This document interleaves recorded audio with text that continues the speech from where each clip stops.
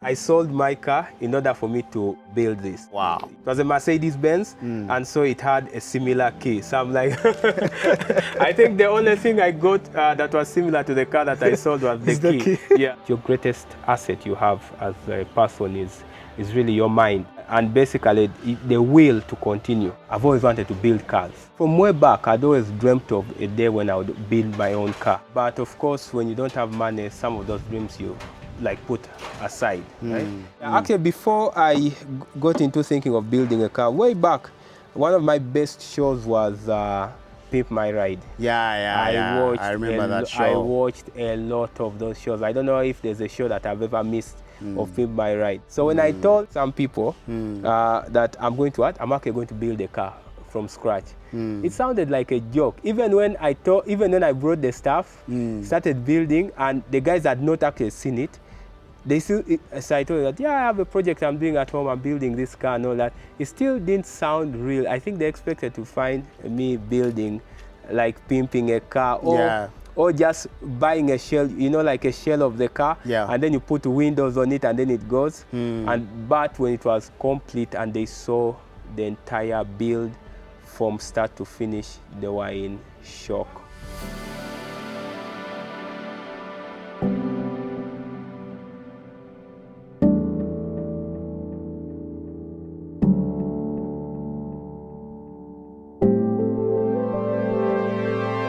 First time I took it out when I was just testing it, I drove it out at night. Border guys were just flooding me like this, and they were all in shock. It's a small car, we've never seen it, and then so there's just excitement.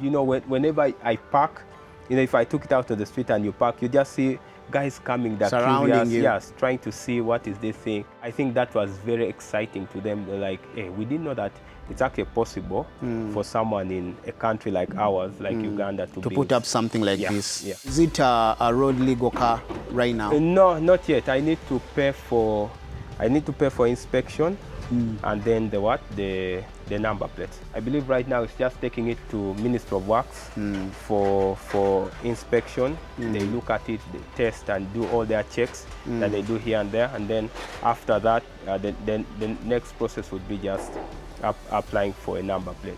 How many days did it take you to build this car? So in terms of days, that would be about 12. 12 days? Yeah, if you change the hours to days. Yeah, but if you spread out the hours, it took me about 3.5 months. But in actual sense, if you brought it down in terms of days, I think it must be about 12 days, an equivalent of 12 days.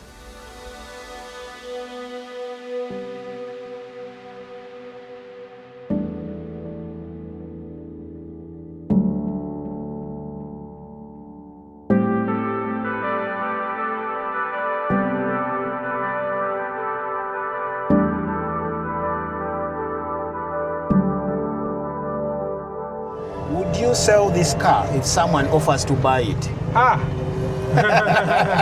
That reaction.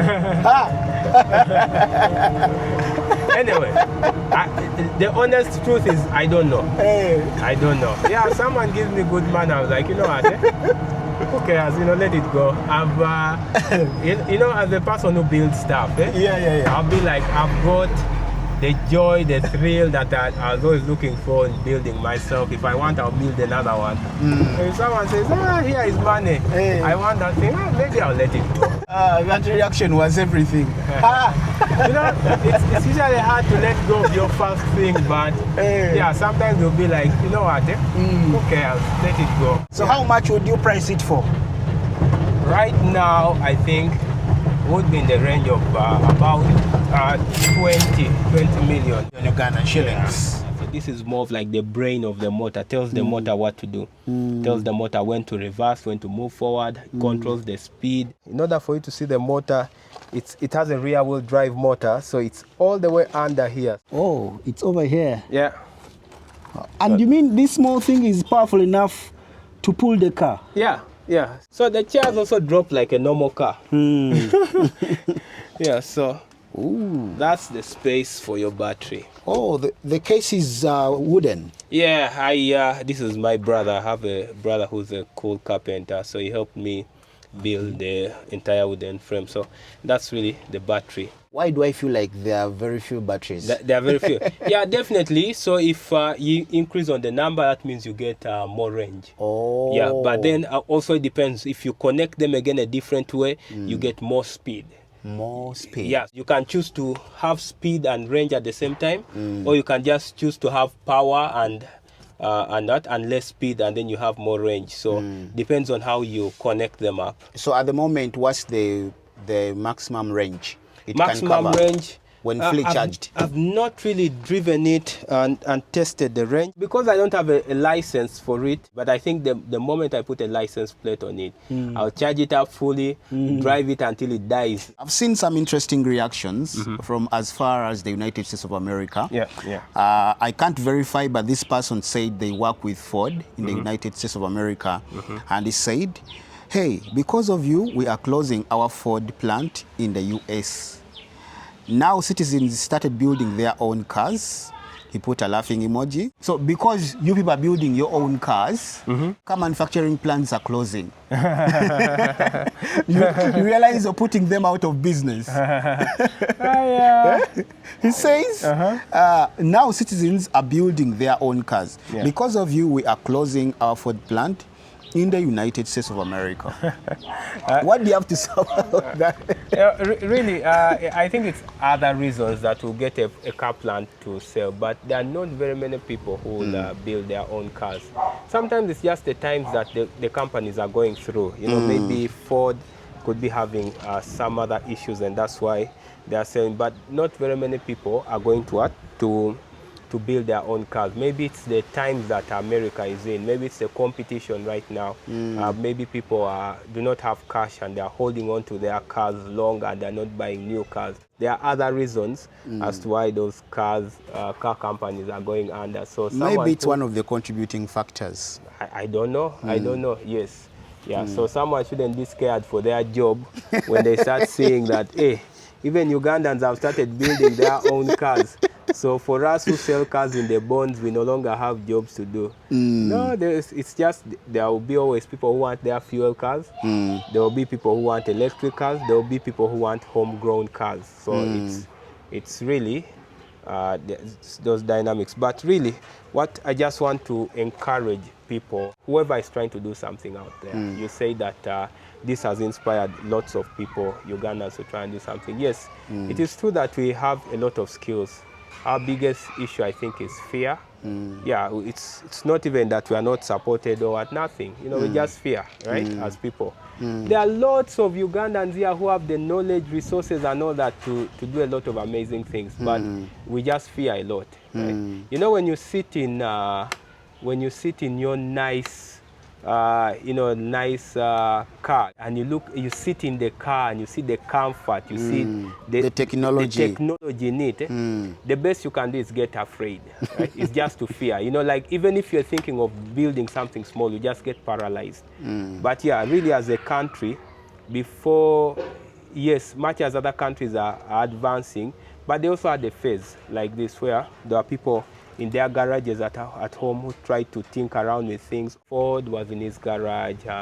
All those Mercedes Benz, when Bertha took that car for a long distance drive, it was what? It was all, they were all started from home. All these other companies, you know, people started in small workshops, tinkering with things. Their cars, the Toyotas, the Subarus, when they were starting, their cars were not as nice as the established brands like Mercedes and Ford and all that. Yeah. But they had to have confidence in themselves. The Tatars. Yes, the Tatars, when they started. And they did not start by saying, let's build the entire car. No. It was maybe, let's first import the engine and the entire chassis. And then we build a body on it. It's an ugly body, right? But it moves, it works. Then as time went on and people have started buying here and there, then they got the confidence now to even invest in what? In more equipment and start stamping out and pressing all these parts. So they came up, because if you look at, I don't know what Mahindra that was. There's a Mahindra someone posted on TikTok. That thing is amazing, right? If you look at it like this, you think it's maybe a nice European car that is passing. But if you see the earlier versions of the Mahindras, they look crazy. Was it a pickup? No, it was an SUV. Okay. Nice SUV. I think it's a Mahindra something. Used even their latest logo and all that. So they're doing amazing things. But where did they start from? They started from things like this. So my encouragement to anyone is that you don't know how big your thing can grow, right? Yes, and so for me, maybe my thing is just to tickle you into saying that, hey, you have that skill, you have something you can build, you know? Just start up something. It might not look so nice, right? But it is a stepping stone, because now once you build that and it works to some extent, then you gain the confidence of saying, let me add this, let me add this. Now let me look for people who can help me hone this skill, and maybe if someone who could see the potential in it and say, let's put some money into the thing and see how far it goes. And then you do not know tomorrow, the government will say that, you know what, there's actually something in this. It looks like how Kiira Motors started with their, you know, that small car, the green car. one. Yes, the Smack, I think it was called Smack 1. That thing looked terrible. That's the honest truth, right? It looked terrible, but they showed that they could do something, right? And now they're manufacturing buses. Now they're manufacturing buses, yes. So recently, one of their buses did a South Africa tour. Yeah, I saw from that. Kampala to Johannesburg. Yes, and then they came back with it. So we do not know. We don't know where our ideas can reach. So it's just an encouragement to everyone, the young guys out there, people who are like me, that you don't know. You know, yes, some ideas fail, and they totally fail badly, but there are some which will work. And you don't know, yours might be the one that what? Works. That works, yes. So as long as we still stay in fear of doing certain things, you know, of trying out certain things, then you'll find that it's going to be very difficult for us to make progress as a country, because we will never innovate. By the time you're thinking of starting something, the world has advanced.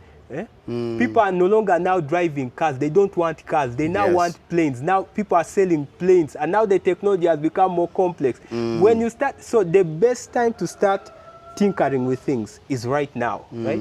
Because if you wait another day, the rate at which technology flies these days, right? If you look at right now, entire empires are being threatened, right? Why? Because of how fast technology is moving. That's right. Right now, if you look at the future of cars right now is what? Is China.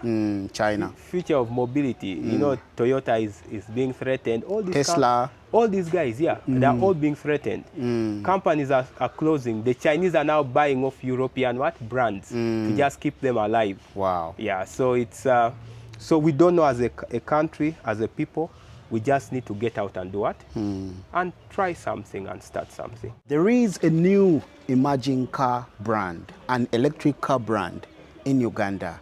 And the surprising bit of it is one great mind is behind it. This young man built an electric car from scratch on his own. And I've seen the world and the public has reacted to this car hugely. And today we are here to have a conversation with him, to learn more about the craft and also the inspiration behind it. I must say, you've done an incredible job over here.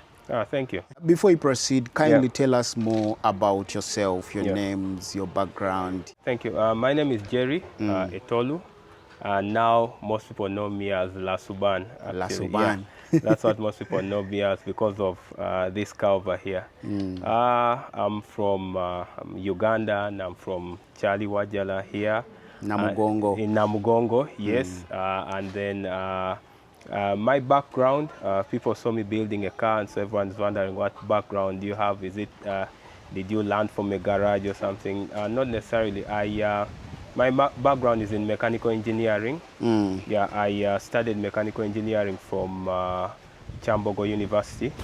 Yes, that was my background, but it was more in manufacturing. My background was in manufacturing, so what people do in factories. Yeah, but I didn't really enjoy manufacturing. From way back as a child, I always loved cars, right? But for some reason, I ended up in the manufacturing field because a very close friend of mine misadvised me, right? Yeah, so that's why I didn't go for automotive, but I wanted to go for automotive engineering because I've always loved tinkering with cars, right? From the wire cars to the toy cars, playing around with them, opening them, modifying them. So that was really me. So Chambog, I did manufacturing, engineering. Then I went and, but I did not practice it because I really did not have a liking for it. I could not picture myself sitting in a factory for hours watching over machines. So I went and I practiced with an electrical company that does lines. And then after that, I started working with a company called Gogo Electric. Gogo Electric. Yes, that's where I work up to today. So so they make electric motorcycles. So that's where most of the knowledge that I got to build this car came from. Because yes, it was much as we were building bikes, but before we started building bikes, we were doing lots of interesting projects, building electric tractors, Tractors? Gogo does tractors? Yeah, that was way back, right? Okay. At the start, yeah, we'd build electric tractors, so that's where I honed my welding skills. That's where I learned how to do a lot of things, right? The wiring in an electrical car, building batteries, because Gogo is the only one that builds batteries from scratch in Uganda. So that's where I learned how to build batteries from, basically understand how the whole electric car works. So yeah, that's really my brief background. Interesting. One day I was just there, I was watching YouTube. I saw someone reviewing a small car like this, and the price tag they had placed on it was actually so amazing. So I went and started checking out, and I said they got it from Alibaba. So I went and started checking it out online, right? So when I was checking out online, scrolling through these different cars, that's when I saw the word CKD. Someone had posted cars, small cars, not this one specifically, but had posted CKD on it. And what does CKD mean? CKD means complete knockdown. And so when I saw that, it became interesting. I'm like, oh, I was curious. You can get a car that is completely broken down. So that's where this whole dream from way back that had kind of like died off started coming back again. So I started like basically checking around. Of course, the first people I checked with were like, no, you need to order maybe 100 units. Wow. Yeah, because they're selling to manufacturers, other people who are going to assemble. So that was like a dead end. Right? But I just kept checking around until I landed. They don't sell to individuals. They are not selling to individuals. And most of the people who would sell were saying, one, you don't have the capacity and the ability and the knowledge to assemble these things here, right? So they would give you other versions that didn't really look nice, right? They're like, oh, maybe we'll give you something like that, look like a tuk-tuk or something, you can assemble that. But a full car, you can't do that. But I'm like, so that's just the thing in me that like, if someone else can do it, I think it's possible. Yeah, to do it. And so what man has done, man can do. Yeah. So I thought it was actually possible. So what happened next is that that's when I just kept searching here and there until I landed on someone who was willing to sell me what we call the CKD. Now, for me in my head, I thought it was going to come the way we receive bike parts. That most of the parts, for a bike really, it's bolt-on, right? Save for maybe what we do at Gogo, that we get to modify the bike, cut, make some changes here and there on the frame and all that to fit our custom battery and all that, and the motor.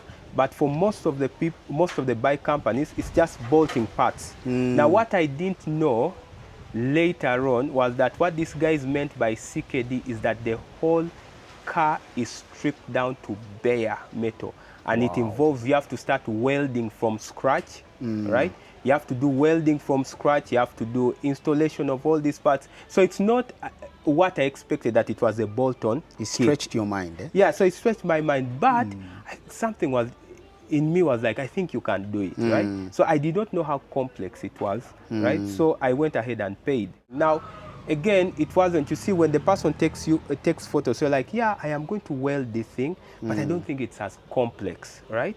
I think it's, yeah, because when they take photos, they'll just take photos of side. So for you just thinking that, okay, I think when the thing comes, the bonnet, we'll weld it there. We'll weld the side, we'll weld the back, weld the roof, done, and we're good to go, right?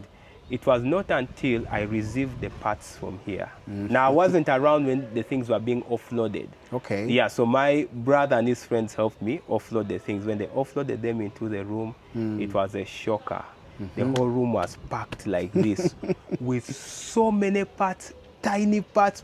So if you watch how how robots assemble cars in a factory, all those small, tiny pieces that they are putting together at different points, now that's how the entire car came. Kindly take us through the car, the unique features it has compared to the normal cars we have on the market. We can start from out since we are out.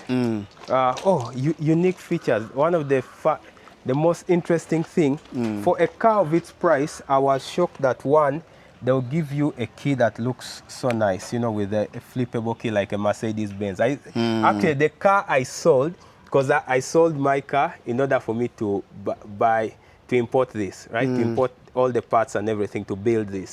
So when I sold the car, it was a Mercedes Benz. So you sold your car to get enough money so you can be able to craft this? Yes. Wow. Yes, that's what I did. So it was a Okay. It was a Mercedes Benz, and so it had a similar key. So I'm like, I think the only thing I got that was similar to the car that I sold was the key. Yeah. So, but the exciting part is that considering the cost of the car, I am so shocked that they'll give you a key that looks this nice. But on top of that, you can remote lock and open the car doors. So those are some of the interesting features. Unique features, yeah. Yes. So I considering the price, you know, because I think I should get on the other side. Yeah, sure. All right. Okay. So we said it's battery powered. So it's simple. So it has everything else like a normal car. Put in the key, turn it on. The displays will come on. Is this an Android screen? It's not really Android. It's just a screen there. That does. I think the best thing it does is give you the reverse camera. It has a really nice reverse camera. Yeah, the quality is actually good. Yeah, the quality is actually okay. And so it has all the other features. Like for example, it has this switch. That's for the heater of the windscreen. Okay. Right? Yes. And so in case you have fog on your windscreen, and then it has these are the wipers, so you can see so you have that washer fluid in there. So like a normal car, it has one wiper. So it has one wiper because the size of the car. Yeah. And then this is for your double indicators, right? Okay. So if you turn it on, if we go outside, you'll just see the double indicators. But if you're keen enough, you'll see that it has the directions there. Okay. Yeah, with the battery in level. The corner. Yeah, so there's one here, it shows left, and then there's one on the right there. That's for the double indicators. And then you have the normal switches for the lights. Let me take off this. That's for the right-hand side indicator, left-hand side indicator, and then you have your full lights coming on. And yeah, so it has a radio that I have never actually tried out because I installed the speaker. I have never tested the radio. I think why? The screen looks so bad. You need to upgrade it. Yeah, I need to upgrade the screen. So I think those are some of the things that I need to upgrade. I need to upgrade the screen because it's really, the buttons are a bit hard. Yeah, they actually work. You can increase the volume, you can reduce the volume, but I just don't like the way it looks. I think these are a few of the things you need to improve in the Model 2. Yeah. Lasuban 2. This is Model 1. So of course it has a visor, and I think they figure that people use what's the thing called, their mirror a lot. So yeah, they put a visor for you, and then you have some little light in there that you can switch on. And then so this is now the knob. So right now we're in reverse. So when you drop it to neutral, the screen goes back to normal, and then this is drive, and this is for the forward. And then you have, you have your emergency brake over here. Yeah, so that you can use for. So it's an automatic car. You would say, because it has a motor, so it's really automatic. Yeah. Down here, this is that's if you pull this, so that's for opening the hood. So maybe you can just go out. All right. But that is the space inside is sufficient. Actually, one more thing. Yeah, so you have a roof at the top. You have a sunroof with fans to cool your head. Okay. And you have your lighting there at night in case you're not seeing. Yeah, but also you can open to release the sunroof, so you can have in some air coming in. Yeah. Okay. Interesting. Okay. So it's designed for 4 passengers? Yeah, it's designed for four people. 4 people. Yeah, it's designed for 4 people, to carry 4 people. Yeah, and so now What is the maximum load capacity for this car? Never really. I think if it's designed for 4 people, so that means on average they do about 70 kilograms, so that would be about 280 kilograms. If you do an average of 70 kilogram Per people, person. you are sitting in there. Yes. Okay. Okay, so we open the hood. This is the hood. So now this is the difference with an electric car, is that especially one that is a rear-wheel drive, you'll find that there's not really, someone told me that this is called a frank. Yeah, so you'll find that there's nothing really at the front here. So you can actually have Turn into a storage storage, area. yes. So that's where, so you have your master cylinder. So this is our windshield, washer fluid. We have our, this is our fuse block, number of fuses in there. This is our converter. So because the car runs on 60 volts, and so you'll find that we'll have to drop that down to 12 volts so that the rest of the accessories like the horn, the lighting system can run fully. But as you can see, very simple system. This is for the steering? Yeah, this is the steering. That's the steering rod that comes from inside. Yeah, and then it goes into its rack that now does the steering. Yeah, and it's very simple. Very simple indeed. Yeah, and then so the batteries are kind of under here. I just need to, just a moment. Okay. I should have done a better design than this. I figured I wouldn't be opening the batteries a lot, so that's why I mounted this straight. I see. Yeah, yes. But as you can see, there's a plus and a minus on the pedals? On the pedals, yes. What does that stand for? The plus is really an increase in speed. The minus is really a reduction. So it's more of like... So that's the brake, the minus? Yes, the minus is the brake. So it's something that they do on electric cars a lot. The single most costly component in the car is actually the battery. The battery? Yeah, like if you looked at all the parts, the battery actually costs more, right? Wow. So yeah, that's why. So I just got something small to just give me something that more of like testing it out and something that can move here and there. You mean the batteries are more costly than the motor? Yeah, a lot more costly than the motor. Wow. Yeah. So right now this battery I would estimate is almost close to maybe 3 or 4 times the motor. Okay. Price. Yeah. Wow. This is our spare tire. So interestingly enough, yeah, you also get a spare tire. Wow. Yeah. So What's the size of this tire? I see it's written on 510. So I know the rim is a 10-inch rim. Yeah, and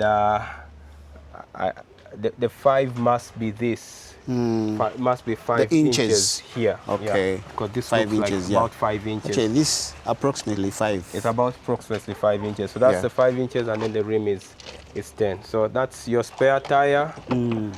Use your key. The same key? Yeah, same key. Let's see. No, that's closing. Yeah, so same key opens in here. So that's your rear seat. And then you can fold it, and then if you even want more space, fold it all the way, and then you have your trunk space. They fold twice. Yeah. Yeah, and then you can just take this off. And now what this covers, this is basically that's where the motor controller is. Yeah. It looks like an inverter. Yeah, it looks like an inverter, yeah. So that's the controller. So this is more of like the brain of the motor, tells the motor what to do. Tells the motor when to reverse, when to move forward, controls the speed and all that. So that's... And all the wiring, you did it yourself? Yeah, I did the wiring. So again, there's not really much that changes in here with the motorcycle wiring. Yes, so this is not as complex. The knowledge is really the same. Yeah, and then the motor, in order for you to see the motor, it has a rear wheel drive motor, so it's all the way under here. So Exactly below this one. yeah, it's so that's the thing that's covering it. Like, Okay. if you kneel down, you could actually knelt on that. You'll be capable of seeing the motor. It's just under there. Yeah. Let me kneel down and check on the motor. Oh, it's over here. Yeah. And you mean this small thing is powerful enough to pull the car? Yeah. Yeah. So yeah, it pulls it. Of course, if you want something more power, you get something bigger. Yeah, but it pulls it. And so this thing is built like the way you see tuk-tuks. Tuk-tuks have what we locally know here as an extra gear. Yeah. So it has that gear that when you're going up a hill, you engage it so that you have you now have that torque, that power to go up the hill. So it does the same. So there's a lever that is inside there that you just engage, and then you're capable of going up a hill. But otherwise, when you're driving alone, sometimes you don't even have to engage that lever. Yeah. Otherwise, if you never want to use that lever, then you get to then you get to give it a bigger motor. Yeah. So how does it handle off-road conditions? Off-road. So we've driven on these rough roads. Because of the length of the car, it clears humps quite well. Okay. Because when it goes up the hump, by the time it's going down, the second tire would have started lifting up. So you find that humps, I've actually never scratched a hump, any size of hump. Wow. Why? Because of the length of the car. So if this was a lot longer, it means that by the time this tire has hit down, the other tire hasn't yet started going up, so it sits on the hump. Yeah. But then I never have those challenges. Which things do you think you need to improve?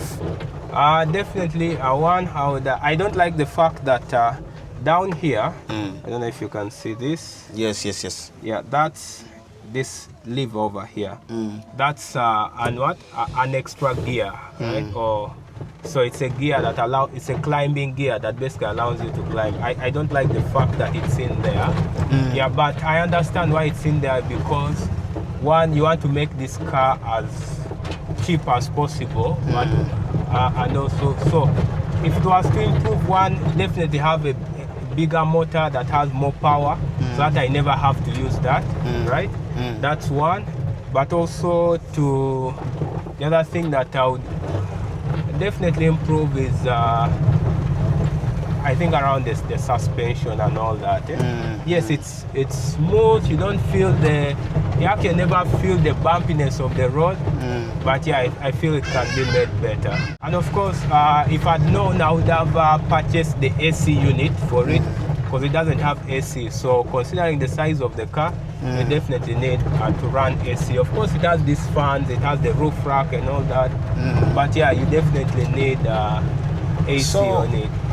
There is, you called it a complete knockdown? Yes. So there is a complete knockdown which comes with an AC unit? Yes. Even this one, yeah, you could opt for AC, but because I was on a tight budget, I'm like, let's kill the AC for now. Okay. Yeah, that help us in any way. So now we're on a smoother road. Yeah, smoother road. I think it won't struggle at all. And, Did people around you believe in your idea when you shared it before building this car? so I started sharing, especially when I started seeing these CKD things. So I told some of my friends, like at church and all that, and it sounded like a joke, right? Yeah, it really sounded like, if they thought I was going to build a car, they probably thought I was probably going to maybe go buy a car and then tune it up and do, like pimp it, modify it. Yeah.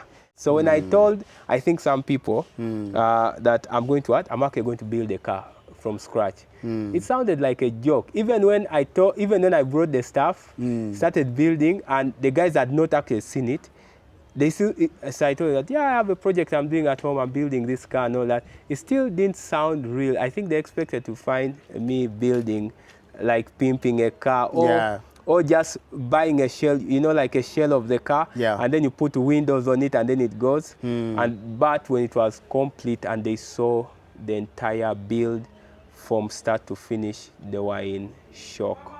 The other time I took a chance with it, drove it all the way to Magere. I'd gone to see someone. Wow. Yeah, and then drove it back. So, yeah. You never had any issue? No. With traffic officers? No, I didn't have any issue with them. Wow. Yeah. All the times I've driven it, no one has ever stopped me. Yeah. Should we expect Lasuban Built in the future, or you were just serving your curiosity? I don't know. What is the future of Lasuban? I don't know. I've seen many people asking, how much does this car cost? I need to make for me one. So should we expect you in the future, like you scale up to a full plant? Let's see what the future holds, is what I can say. What do you see you yourself? What I see myself? If I given an opportunity, would really be to solve really the issue. The same thing that drove me to build a car for myself, I think would be the thing that I would want to solve. Just making mobility easy for people, and just reducing on the number of people that have to sit on a border every day because they do not have any other means of moving, right? Yes, or having something in between a border and a real car is what I would say would be a solution. And of course, all that is really dependent on whether, you see, at the end of the day, it's really the customer that determines whether whatever you're thinking about is really a nice idea to have, right? Or it is a business, right?